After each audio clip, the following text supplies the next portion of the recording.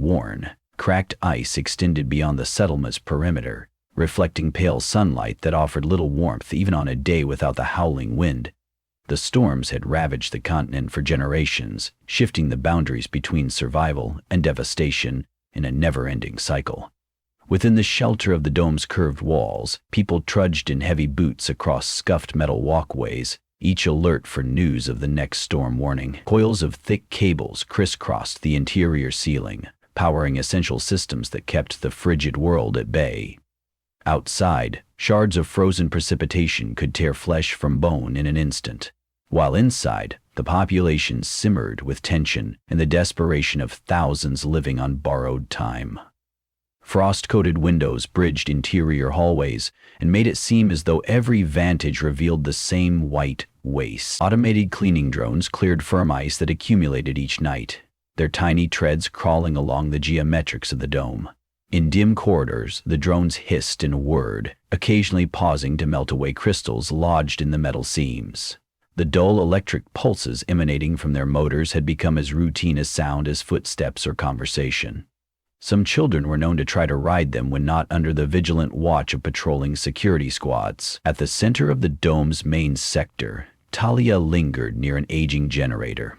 Thick black braids framed her brown, wind-chapped face. She pressed a calloused hand against the generator's side, feeling the faint hum that separated her community from certain death. A slight fluctuation in the power created a soft stutter in its rhythmic vibration.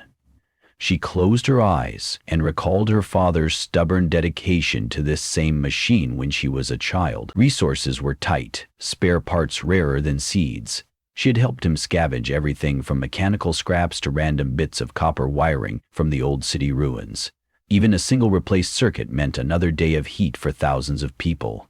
Stale air was the first sign of a failing filtration system, and Talia could already taste the subtle shift in oxygen levels. Maintenance was a task for the hardy, and those willing to risk traveling beyond the dome if need be. Her father had always said that if these domes were cathedrals, the engineers were the high priests, tasked with preserving each settlement's fragile life.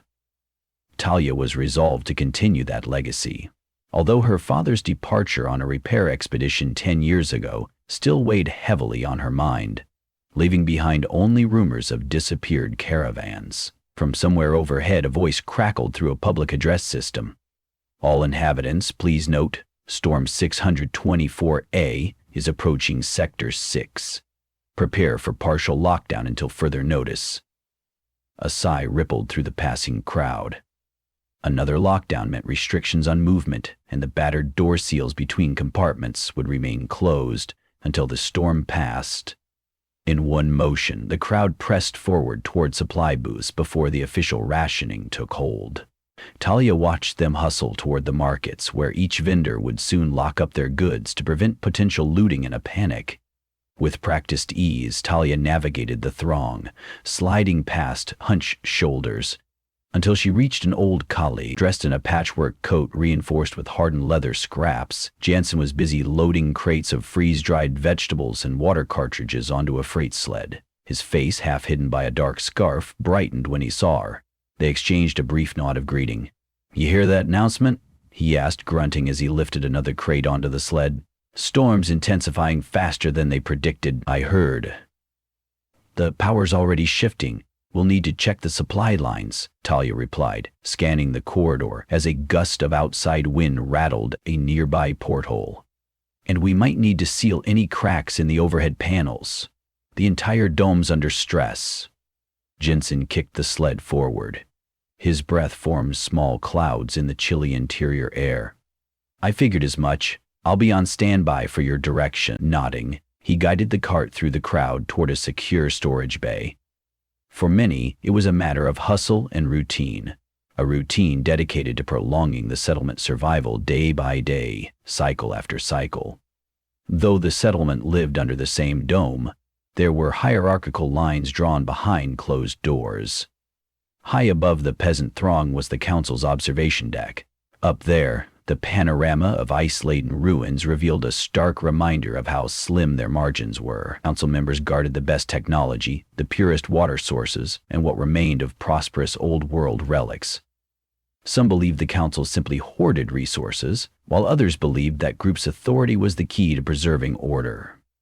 Talia made an effort not to get tangled in those politics. She cared only about keeping the dome's mechanical heartbeat steady. Still, she couldn't avoid council business that day. Less than an hour after she'd inspected the generator, a uniformed messenger approached her, face half concealed by goggles and thick gloves to ward off the indoor chill. The letter he handed her bore the council's official seal. She broke it open to discover a summons, an emergency meeting in the highest sector.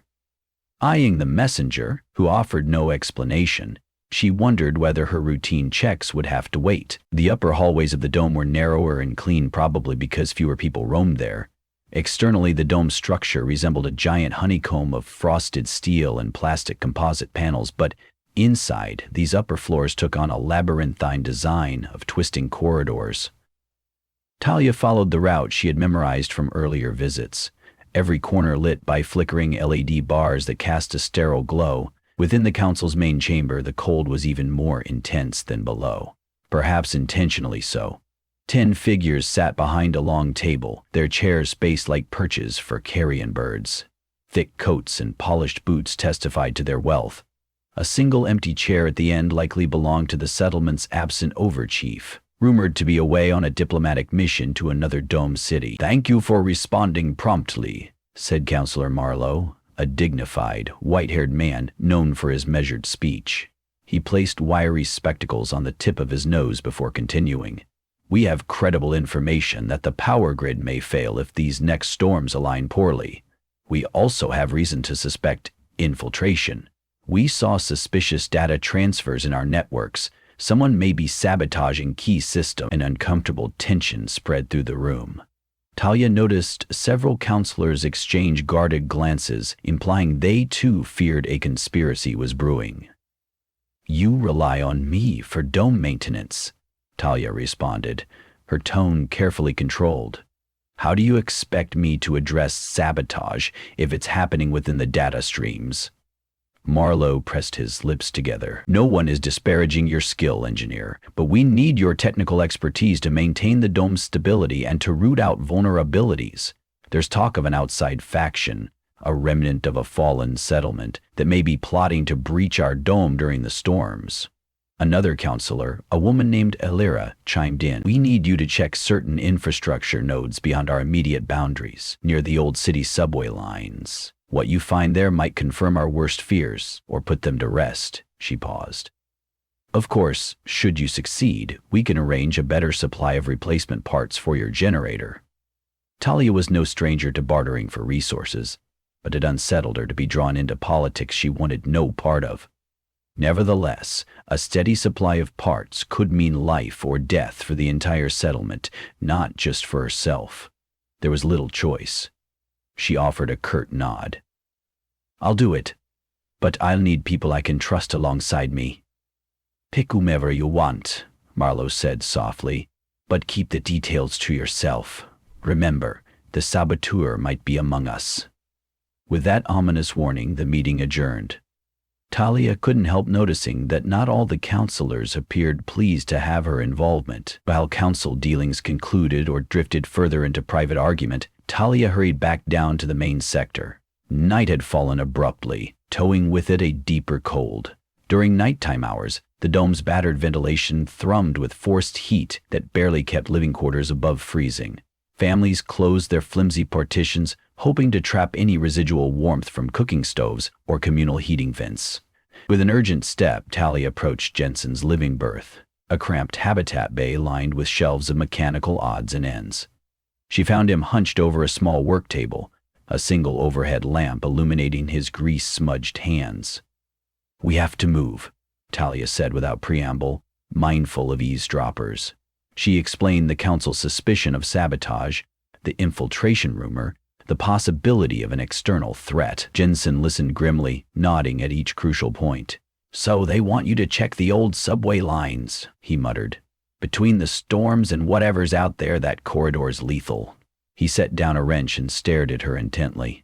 "But they're offering parts for the generator." "Exactly," Talia confirmed. And if the sabotage rumors are true, it could escalate quickly. If the dome's compromised during a storm, thousands will die. Jensen finished, rising to his feet. He flexed his fingers, wincing at the pain in his knuckles. Years of work had left him battered. I'll help, but we'll need a third person.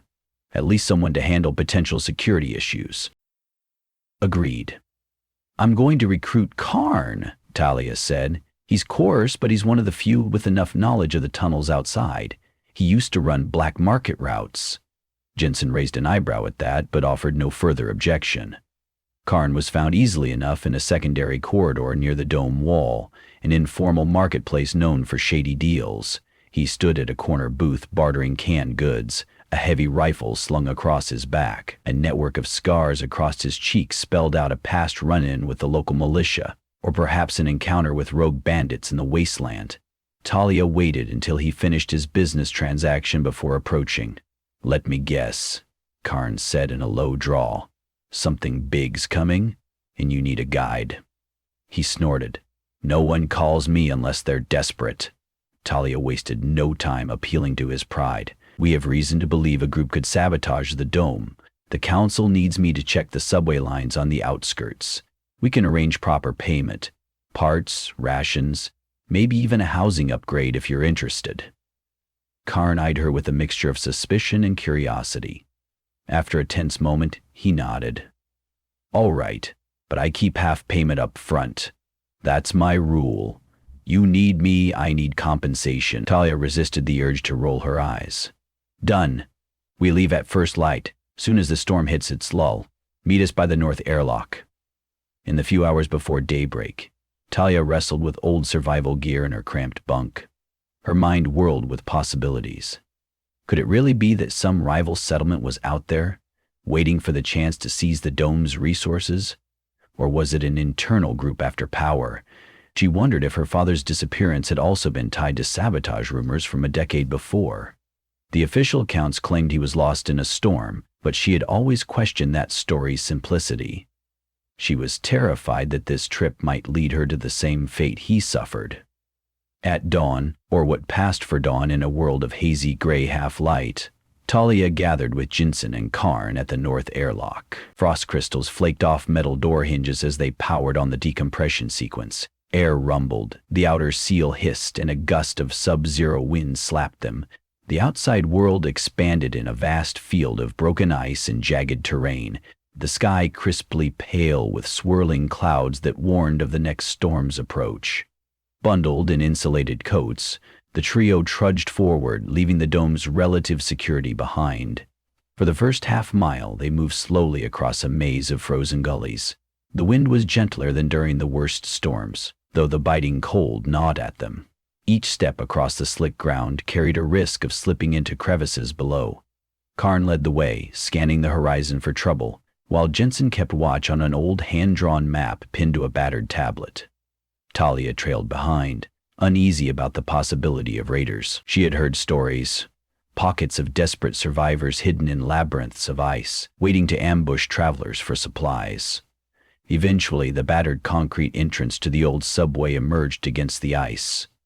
Thick steel gates had been pried open long ago, leaving a gaping tunnel that descended under the frozen surface.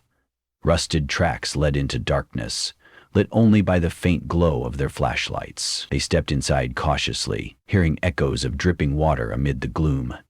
The warmth, comparatively speaking, was uncanny. Ice still clung to the walls in places, but the tunnel's underground insulation offered slightly higher temperatures. Talia exhaled a shallow breath, not sure whether to be relieved or alarmed. If there was active sabotage, it could easily be concealed in the labyrinth of tunnels. Karn held an arm up to pause. Something's down there, he whispered, shining his flashlight ahead. On the far side of the tracks, a swath of cables glinted in the light. They looked new, not corroded like most leftover infrastructure. Talia edged forward, Jensen close behind. Gently, she brushed her glove along the cable's surface. This is the same type of piping we use in the dome. It's carrying power, or data. But from where to where, she traced the line to a junction box that had been forcibly opened. Sure enough, small lights on the inside blinked, indicating an active signal. To the dome, maybe? Jensen guessed. If so, it's using up some of our resources, or siphoning data. A sudden noise echoed from deeper in the tunnel, something like metal scraping. Lights extinguished for a moment, and a voice hissed. Hands where I can see them. 3 figures slipped into view, wearing salvaged tactical gear. Their weapons were trained on Talia's group. One figure, tall with a face wrapped in cloth, stepped forward. Though Talia couldn't see the intruder's face, the posture radiated authority. You don't belong here, the stranger said, voice muffled by layers of protective cloth. This is restricted territory. Karn's hand hovered near his rifle. Restricted by whom? He snarled. We are the hand of the Outlands, the intruder answered. We maintain these tunnels, this settlement you're from. It hoards resources, leaving others to freeze. We've had enough. The stranger's words cut through the darkness. Talia's heart pounded. We're not hoarding anything. Our dome barely hangs on. We only want to make sure no one destroys the power we have. Could have fooled us, a second stranger spat. The council cut off our supply lines a decade ago, leaving us to die in the wastelands. We found ways to survive, rerouted leftover connections, made alliances. Now, your precious dome is a liability, and we plan to claim it. Talia glanced at Jensen, fear burning behind her eyes. That's not going to work. To survive, we need combined efforts. The tall stranger let out a mirthless laugh. We did try to negotiate once, but your council refused. Said they couldn't spare anything, not even salvage parts. Their empathy ran out long ago. Jensen set his jaw. We didn't know. We do have limited resources. Limited or not, the sabotage has begun, the third stranger interjected, with steel in their tone. We have a mole in your dome.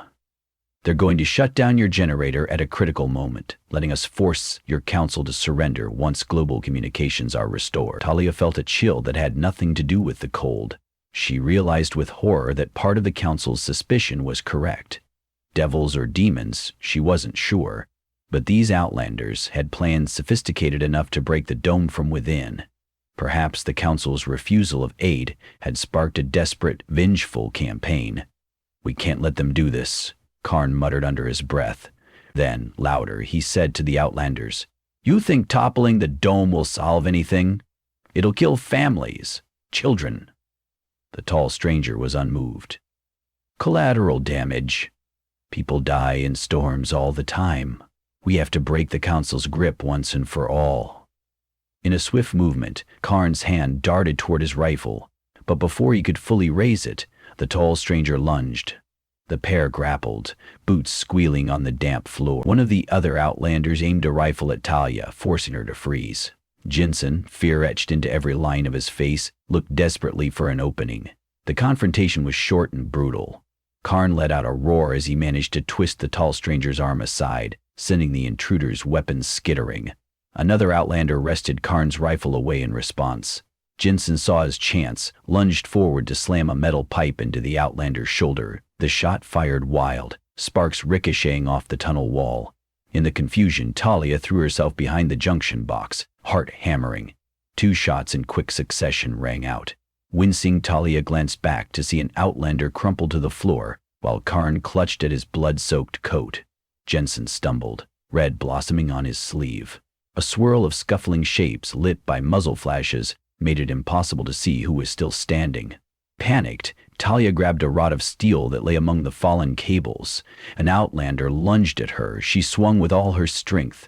The intruder's weapon clattered to the ground. Screams and curses echoed. Then, abruptly, the last Outlander fled deeper into the subway, footsteps echoing until they faded into the darkness. The entire skirmish had lasted mere seconds, but everything felt disjointed, as if time itself was lodged in ice. Karn sank to the ground, breath shallow. Talia rushed to his side, rummaging through her pack for a roll of bandages. He'd been shot through the side, and a rapid pool of blood stained the scuffed floor. Jensen knelt next to them, ignoring his own wound, trying to help compress Karn's injury. Hang on, Talia murmured, voice trembling. Karn's eyes fluttered open, and for once he didn't crack a sarcastic remark. Instead, he nodded weakly, letting Talia press layers of gauze against his flesh. She hardly felt the cold anymore, adrenaline fueling her movements. They stayed like that for critical minutes, uncertain whether more outlanders lingered. At last, hearing no further danger, Talia told Jensen, "We have to get him back to the dome. He'll die out here." Her mind raced.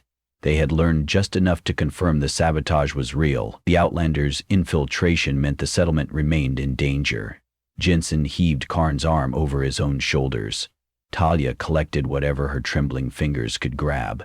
Karn's rifle, leftover cable samples, the battered tablet. Then they carefully ascended the sidewalk of the tunnel and back to the surface. Outside, the sky had darkened, and winds were picking up. The lull they had hoped for was gone, replaced by the first ferocious gusts of the gathering storm. It pummeled them relentlessly. Step by agonizing step, they limped toward the looming shape of the geodesic dome. Talia led the way, searching for the most stable path. She felt Karn's weight dragging Jensen's pace, each labored breath audible even through the howling wind. Ice stung their faces, flaying any exposed skin. The horizon blurred, smothered by swirling snow. They reached the dome just as the storm's fury peaked. Frantically, Talia keyed in the code at the airlock panel, nearly numb from cold. Seconds stretched into an eternity. At last, the door cracked open, and heated air poured out in a fog. They nearly fell inside, collapsing onto the metal deck. As they sealed the outer door and pressurized, Talia gasped for breath, tears of relief freezing on her lashes. Immediately, medics rushed over, alerted by the security cameras that spotted their arrival. The battered trio was hustled to an infirmary in the dome's subsector. Karn was whisked into an operating theater. Jensen was treated for his shoulder wound, Talia for bruises and mild frostbite. A council official arrived as Talia finished her initial exam, demanding an explanation. She recounted the infiltration, the sabotage plan, the near-fatal ambush. The official's face paled. "We must alert the rest of the council. They'll want to interrogate you further." Talia held up a hand. "Before you do anything, we have to secure the generator immediately, lock it down, and run a thorough network scan. The saboteur inside might act soon." Seeing the official's hesitation, she snapped, "Do you want the entire dome powered down in the middle of this storm?" That spurred immediate action. Alarms blared as guards and maintenance teams dragged themselves to their posts. Talia joined them, disregarding her own pain. She shouldn't have been on her feet so soon, but she had no choice. Swiftly, they accessed the generator's control center. Armed guards stationing themselves at key corridors added to the tension. Talia ordered a full system scan of the power regulation subroutines, the same protocols her father had taught her to monitor years ago. Minutes trickled by in tense silence. Then a console beeped. Talia hurried over to interpret the scrawling lines of code. "There's a remote override being activated," she breathed. "Some external call from inside the dome wants the generator to drop to 0. She tapped furiously at the interface, shutting down incoming commands. A second set of override instructions manifested, circumventing her blockade. Whoever the saboteur was, they had a direct link. Talia gritted her teeth, typed faster. Her standoff with the unseen traitor intensified. She forced an encryption patch to interrupt the signal, but still the override commands hammered the system. Then Jensen stepped in. He'd arrived from the infirmary, arm still bandaged, sweat beading on his brow. "Patch me in," he said. He connected his battered tablet to the console, employing the Outlander's stolen cable data. A moment later, the second override attempt faltered. A near-silent beep indicated the rogue link was temporarily severed. A wave of relief swept over Talia as she confirmed the generator's stability. Guards scrambled to trace the saboteur's location, but Talia doubted they would find the culprit easily. There would be future attempts, new cunning backdoors. Victory came in increments here, always at the cost of exhaustion. Rest did not come for her or Jensen until deep into the next cycle. Karn, to everyone's surprise, stabilized in the infirmary. A piece of shrapnel had lodged against a rib, but the medics removed it and stitched him up. The Outlander infiltration was not resolved, only stalled. But for now the dome stood, battered but intact. That evening, Talia found a moment alone in a deserted corridor, letting her thoughts settle like drifting snow. She drew in a breath of recycled air, grateful for its existence, despite the faint staleness. Each day, these domes tested the mettle of those who labored to keep them functional. For generations, their ancestors had staved off raging ice, keeping segments of civilization alive beneath geodesic shells. Now, new threats brewed within and without, a reminder that survival required vigilance, cooperation, and a willingness to face truths more frigid than the tundra storms. Though cracks spidered across the dome's windows, though the corridors echoed with uneasy whispers, life endured. Talia placed a hand on the frosted glass, peering out at the swirling white horizon. She felt a renewed possibility that alliances might still be forged, that sabotage might be prevented, that no matter how shattered the ice of their world appeared, hope could glimmer beneath the surface, waiting to grow. And as long as a single generator hummed, as long as a single dome sheltered the beating hearts within, a future, however precarious, remained. Even in a landscape of relentless storms and broken dreams, there is always a breath left to fight another day. Tala closed her eyes and listened to that temple of metal and steel pulsating around her, the dome's own heartbeat an echo of fragile faith. She promised herself she would keep it beating no matter what new storm howled outside.